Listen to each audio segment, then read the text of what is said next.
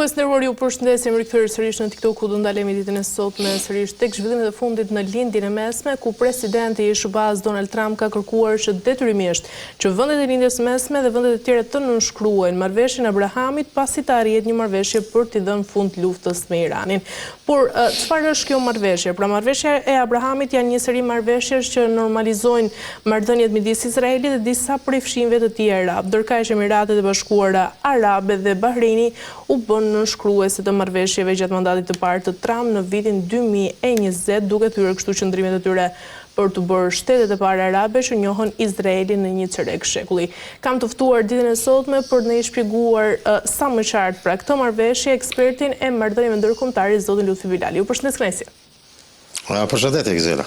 Atëherë, zoti Bilali, do të nisja me këtë kërkesë të presidentit të SBA-s Donald Trump, pra çfarë synon realisht Donald Trump me rikthimen agresive do të shuaja të marrëveshjes të Abrahamit në qendër të gjithë debatit global tashmë, por edhe zhvillimet të fundit që po ndodhin tashmë në ditën e mesme. E ka risjell prap këtë marrëveshje apo aktin Abraham, i cili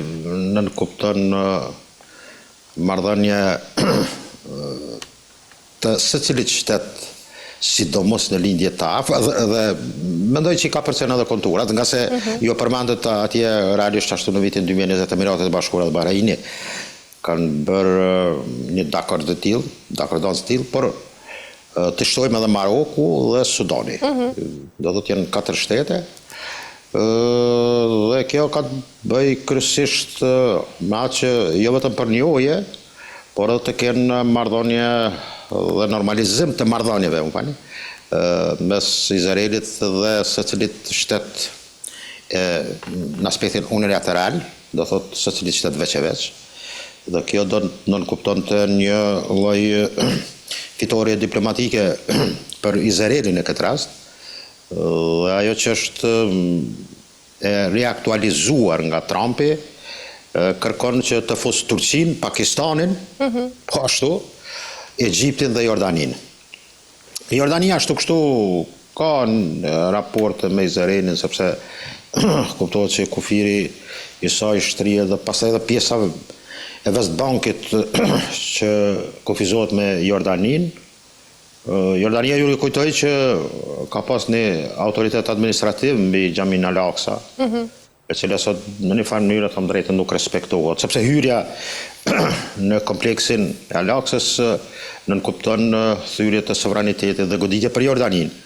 Por në një farë mënyrë Izraeli është ai që për ligje dhe norma fort nuk pyet,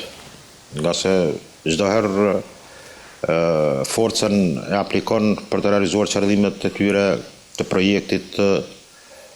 për pushtimin e Jordanit Perëndimor. Por kjo temë tjetër. Do thotë marrëveshja e Abraham reaktualizohet prap nga Trump, i cili dëshiron në një farë mënyrë një mision të tij judaiko evangelist ta vinë në shprehje, nga se meqense si akronim Abrahami apo Ibrahimi është, si të them kështu,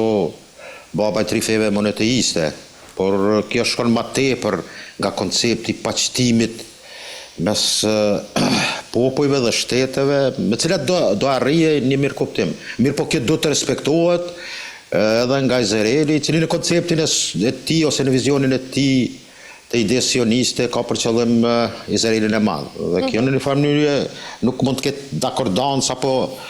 të ketë një pajtueshmëri dhe të arrihet një kohezion i paqes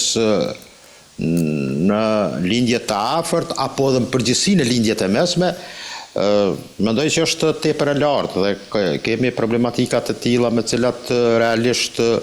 është vështirë të arrihet një përfundim dhe një paqe atillë. Mund të seleksionohen secili vend apo shtet për të arritur këtë për qëllime dhe interesa, kuptohet, sepse mund të përfitojnë ndihma financiare me cilat Amerika i josh dhe pushtetet apo ata që udhëheqen me qeveritë e këtyre vendeve është një dallim mes popullatës, disponimit të popullatës së tyre, të të Marokut në këtë rast apo të Egjiptit, mund të them edhe të Bahrainit, po ashtu, se Bahraini ka një popullatë e cila nga etnia arabe, por shumica përbëjnë shia. Do thotë këtë pjetë këtë qytet, apo këtë mbretëri që heqet nga shek, është popullat e cila në orientimin e vetë përbën shumicën e shia. Por, si do qoftë, mendoj që iniciativa tillë e Trumpit, i cili mbram ka dhënë një postim jashtëzakonisht, mund të them shqetësues, ku nga ora dikon sipas kohës europiane 12:30 apo në gjysmë jetën mbas 12:00 të natës, atje në Amerikë kuptohet i bjen mbrëmje, një postim me cilën e vën GBU-n, bombën e frikshme 57, që falenderon për gjithë ato që kanë vëmendje në këtë pikë, në këtë raketë, në këtë bombë, më falni. Dhe kjo ka qenë jashtëzakonisht shqetësuese dhe tregon që realisht ende forca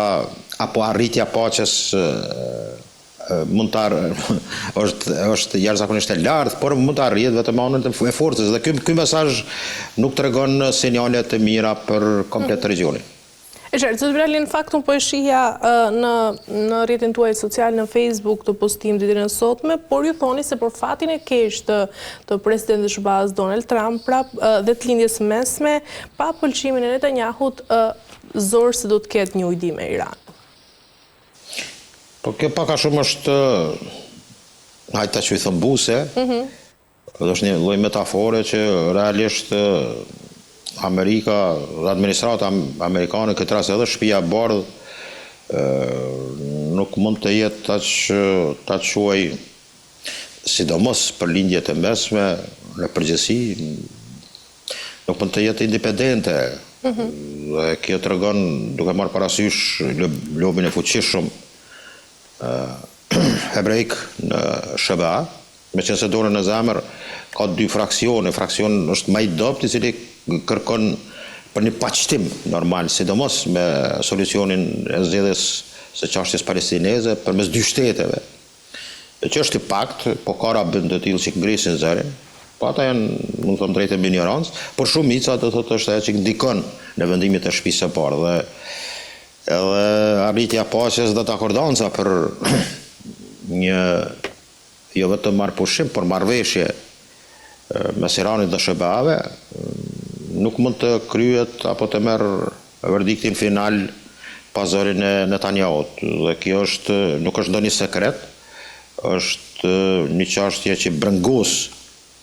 çdo njës analist apo ekspert që merret me këtë problematikë dhe nuk është, mendoj, të thuhet e tepërt që administrata, me qenë se ka zëra në SBA,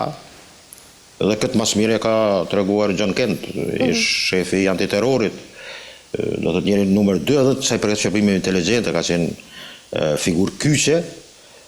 përpos atij funksioni resori që ka udhëhequr, ka treguar Kjartas që Amerika është marrur peng, ta quaj kështu, ose është në diktatin e lobit dhe ndikimit edhe të Mossadit edhe të Netanyahut të këtë rast qeverisë Tel Avivit. Dhe kjo është shqetësuese edhe për Amerikën, dhe që realisht impaktin e ka edhe të ajo që flitet këto ditë apo në këto orë të fundit për një marrëveshje. Dhe mendoj që pa pëlqimin, pa vizën e Netanyahut, vështirë të vihet në përfundim për një marrëveshje paqësore që do ishte ndoshta një lloj shenje dhe një lehtësim frymëmarrje më e lehtë edhe për gjithë botën, sepse ekonomia botërore kuptohet varet shumë nga burimet e energjisë, është një pesta. Dhe kjo tregon që realisht kemi situata të tilla dhe duhet ta themi troç, nga se mund të kemi ndonjë hezitim ta thojmë atë që duhet të thuhet, por në këtë rast është mas e vërtet dhe reale që ndikimi i Netanyahut sa i përket përfundimit të luftës me Iranin, mendoj që është vendimtar. E qartë. Zoti Bilali, nga ana tjetër, sa afër mund të jetë Irani ndërkaq ndërtimit të armës bërthamore, pasi kemi pasur dhe një tjetër deklarat nga sekretari amerikan i energjisë, pra se Irani është shumë afër tashmë ndërtimit të kësaj arme bërthamore. Sa real është rreziku dhe nga ana tjetër, pse nuk kemi prova konkrete nga ana e Shërbaz nëse Irani është në ndërtimin e kësaj arme? Duhet të ndajmë dy etapa. E para, ajo që është me periudhën e Ali Hamnejt, i cili në ato hutbet, ligjëratat e tij të xhumas së premte, xhuma është e premte ajo, por po flas kontekstin fjallorin fetar. Asnjëherë nuk ka